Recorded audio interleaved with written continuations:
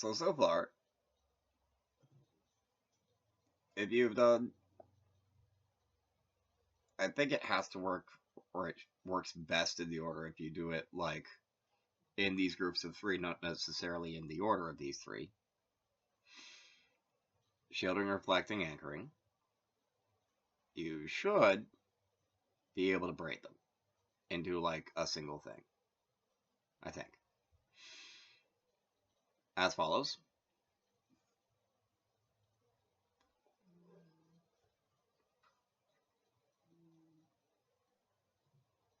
Cleansing.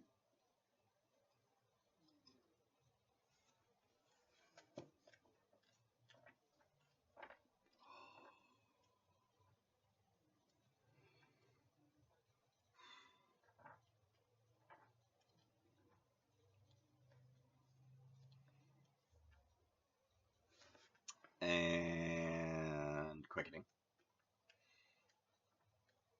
And dispelling also should be able to break.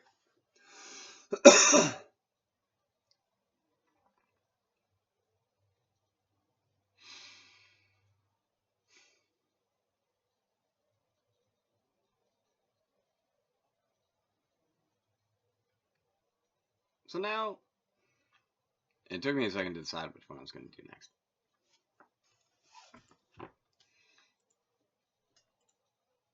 We shall duel. Oh man. Closed it.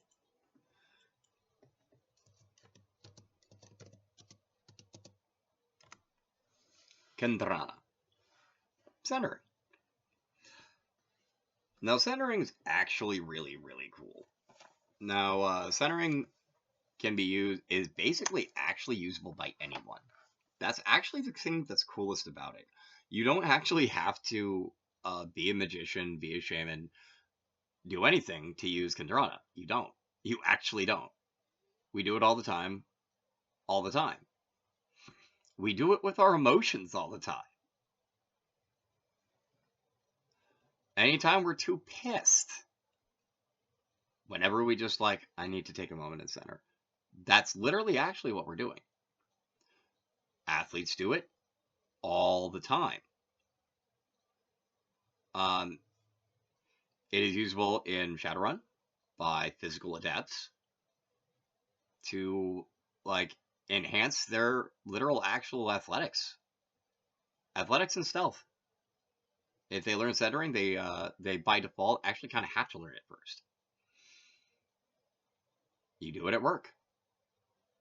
That's why it can be used by adepts for basically all their skills. Same as well as for physical magicians, which I think technically I qualify as. Zaraka Magos. Mama Zaraka Magos Samasti. I'm a physical magician, yo. Anyway, my point is classic centering exercises. Pranayama.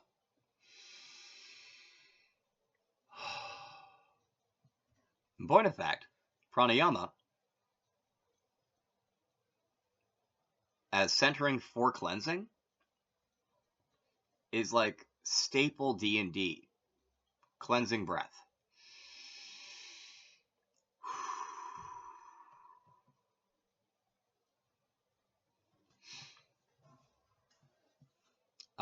It is very, very useful for mitigating drain in terms of when you're trying to like do a spell that's, you know, actually kind of a big deal for you.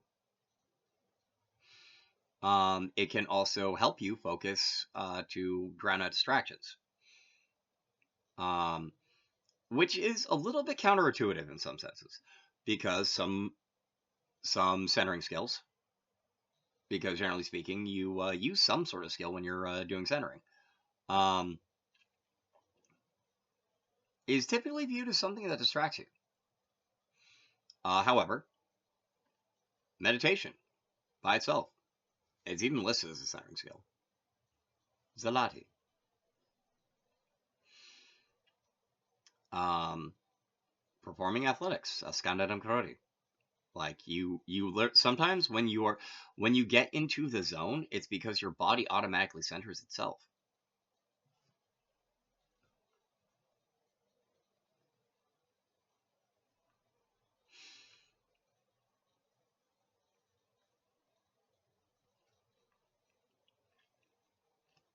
All right, other examples of skills.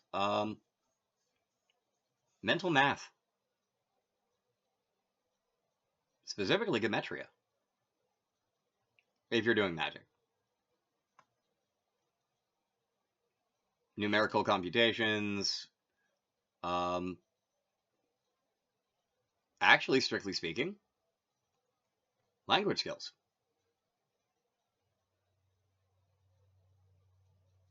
Jirvana Barsa, for example, Sanskrit.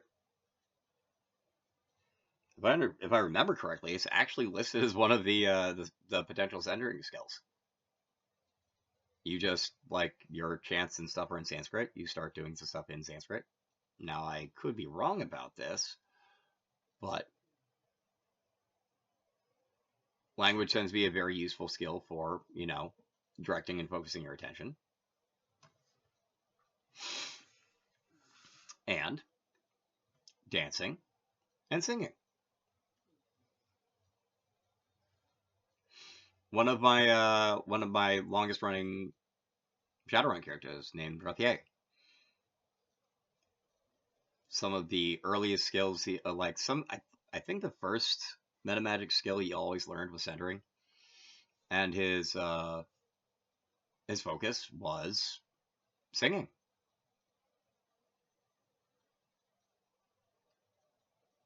I mean, heck, look at bards.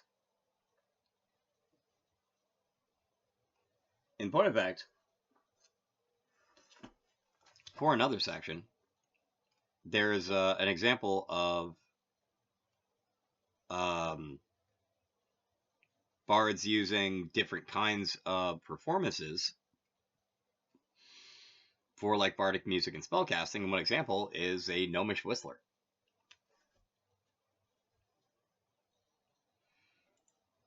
Point of fact, if you want to whistle up some magic, the verb for whistle is svedati, Ksvedati. Svedati veabikarati. Whistle to practice sorcery.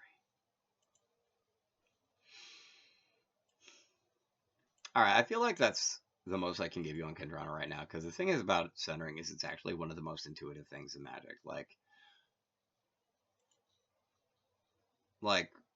in point of fact, like the hypnosis things, they might help you like just generally meditate when doing magic. Maybe that'd be cool if that worked that way. All right. Anyway, Soma Karate and Baba Karate, Pini Karate Dexiati,